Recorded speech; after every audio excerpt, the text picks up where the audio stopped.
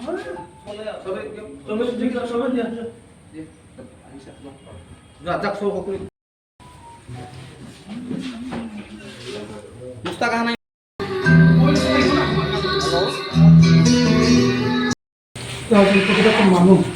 তেখেত নিজেই কৈছে মোৰ কোনো জাতি নাই, মোৰ কোনো ধৰ্ম নাই, মই মানুহ। গতিকে তেখেতৰ আত্মা যাতে সদ্গতি কামনা কৰে, ভগৱন্তই যাতে তেখেতক বৈকুণ্ঠ স্থান দিয়ে, সেইকাৰণে আমি সকলোৱে মিলি পেলাই 1 মিনিট তেখেতৰ আত্মাৰ কাৰণে আমি মনোপ্ৰাৰ্থনা কৰিম। 1 মিনিট দুখৰ কথা যে জুবিন দা আমাৰ মাজত নাই, জুবিন দা আমাৰ মাজৰ পৰা আঁতৰি গৈছে। সুদূৰ ছিংগাপুৰত গৈ পেলাই এটা দুৰ্ঘটনাত জুবিন দাৰ মৃত্যু হৈছে। আৰু জুবিন দাৰ মৃত্যুৰ পিছত যি এটা অভাৱনীয় এটা অভূতপূৰ্ব যিটো ৰাইজৰ মানুহৰ যিটো সঁহাৰি আমি দেখিলোঁ, সঁচাই এইটো কল্পনাৰ অতীত। এইটো আমি কল্পনা কৰিব পৰা নাছিলোঁ যে জুবিন দাক মানুহে ইমান ভাল পায় বুলি। প্ৰকৃতাৰ্থত জুবিন দাৰ যিটো সমদল উলিয়াইছিলে, সমদলত মানুহেই মানুহ, তাত কোনো জাত ভেদৰ কোনো প্ৰভেদ নাছিলে, তাত যিকেইজন আছিলে মানুহেই আছিলে, তাত কোনো ধৰ্মৰ ভেদাভেদ নাছিলে। জুবিন দা নিজেই কৈ গৈছে যে মোৰ কোনো ধৰ্ম নাই, মই মানুহ, প্ৰকৃতাৰ্থত মানুহ। আৰু মই এজন কাঞ্চনজংঘা বুলি কৈ গৈছিলে। আজি সেই জুবিন দা আমাৰ মাজত নাই। অতি দুখেৰে আজি আমি শ্ৰদ্ধাঞ্জলি যুগীয়া প্ৰেছক্লাবৰ তৰফৰ পৰা আমি শ্ৰদ্ধাঞ্জলি অনুষ্ঠিত কৰিলোঁ। আৰু স্থানীয় ৰাইজে আমাক স্বতঃস্ফূৰ্তভাৱে যথেষ্টখিনি সঁহাৰি আগবঢ়াইছে। তাৰ কাৰণে আমি ৰাইজকো ধন্যবাদ জ্ঞাপন কৰিছোঁ।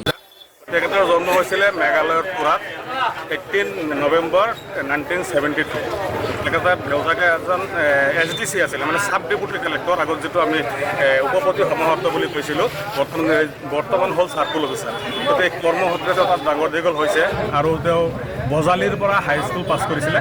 হাইস্কুল পাছ কৰাৰ পিছত কৰিমগঞ্জৰ কলেজৰ পৰা তেওঁ মানে কৰিছিলে, হায়াৰ ছেকেণ্ডেৰী পাছ কৰাৰ পিছত গুৱাহাটী বি বৰুৱা কলেজত ছায়েন্সত এডমিশ্যন লৈছিলে, BSc, কিন্তু কমপ্লিট কৰিব নোৱাৰিলে। তেওঁ সংগীতত লাগি গৈছিলে। আৰু 1992ত তেওঁ অনামিকা নামৰ এটা এলবাম কৰিছিলে, আৰু সেইটো ছুপাৰ হিট হৈছিলে। সেই অনামিকা এলবামটোৱে তেখেতৰ ভাগ্যৰ চকুৰি ঘূৰাই দিছিলে। এনেকৈ সংগীত আৰম্ভ হৈছিলে। তেতিয়া তেওঁৰ সংগী আছিলে পবিত্ৰ মাৰ্গেৰিটা, মানস ৰবীন নামৰ যাত্ৰা এটাও কৰিছিলে। গতিকে অসমৰ চুকে কোণে ঘূৰি পেলাই গান গাইছিলে। তেখেতে বোম্বাইলৈও গৈছিলে, বহুত হিন্দী চিনেমাতো গান গাইছে। যেনে গেংষ্টাৰ এটা চিনেমা আছিলে, ইমৰান হাছমিয়ে অভিনয় কৰা, তাত ইয়া আলী নামৰ এটা গীত গাইছিলে। আৰু সেই গীতটি প্ৰায় বিখ্যাত হৈছিলে, মালয়েছিয়াতে এটা সন্মানো পাইছিলে। গতিকে আৰু তেখেতে বহুতো চিনেমাও কৰিছে, আমি জানো কাঞ্চনজংঘা, মিছন চাইনা, বৰ্তমান এটা এডিটিং হৈ আছে ৰৈ ৰৈ বিনা, তেনেকুৱা এটা চিনেমাৰ নাম শুনিছোঁ। গতিকে তেখেতৰ কণ্ঠ যে কোনোবাই নকল কৰিব তেনেকুৱা শিল্পী মোৰ বোধেৰে আৰু নাই। চব শিল্পীৰ গান নকল কৰিব পাৰি, কিন্তু জুবিন গাৰ্গৰ গান যিটো আছে কোনেও নকল কৰিব নোৱাৰে। তেওঁ 38,000 গীত গাইছে আৰু প্ৰায় 40টা ভাষাত গীত গাইছিলে। তেওঁৰ দেউতাকৰ নাম আছিলে আপোনাৰ কপিল বৰঠাকুৰ বুলি কৈছিলে ছদ্মনামত। তেওঁ মদিনী মোহন নাম আছিলে। তেখেতে কবিও আছিলে, ইফালে চাকৰিও কৰিছিলে। গতিকে সেইজন মহান ব্যক্তিৰ যি মহাপ্ৰয়াণ হ'ল 19 ছেপ্টেম্বৰ 2025ত ছিংগাপুৰত গৈ। গতিকে আমি মৰ্মাহত হৈছোঁ, জুৰীয়াবাহী মৰ্মাহত হৈছে গোটেই অসম বিশ্বত। আজি তেখেতৰ অন্তিম যাত্ৰা হৈছিলে, বিশ্বত ৰেকৰ্ড হৈ গ'ল। 4জন ব্যক্তি চিলেক্ট হৈছে। 1 নম্বৰত আছিলে মাইকেল জেকচন, দ্বিতীয়তে আছিলে ৰজা পোপ ফ্ৰান্সিছ, আৰু তৃতীয়তে আছিলে এলিজাবেথ ৰাণী দ্বিতীয়, আৰু চতুৰ্থ স্থানত আছে আমাৰ জুবিন গাৰ্গ।